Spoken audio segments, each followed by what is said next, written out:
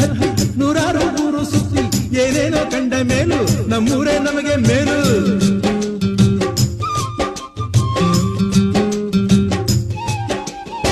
ಕೈಲಾಸ ಕಂಡ ನಮಗೆ ಕೈಲಾಸ ಯಾಕೆ ಬೇಕು, ದಾಸರ ಕಂಡ ನಮಗೆ ವೈಕುಂಠ ಯಾಕೆ ಬೇಕು. ಮುಂದಿನ ನನ್ನ ಜನ್ಮ ಬರೆದಿಟ್ಟನಂತೆ ಬ್ರಹ್ಮ ಇಲ್ಲಿಯೇ ಇಲ್ಲಿಯೇ, ಎಂದಿಗೂ ನಾನಿಲ್ಲಿಯೇ.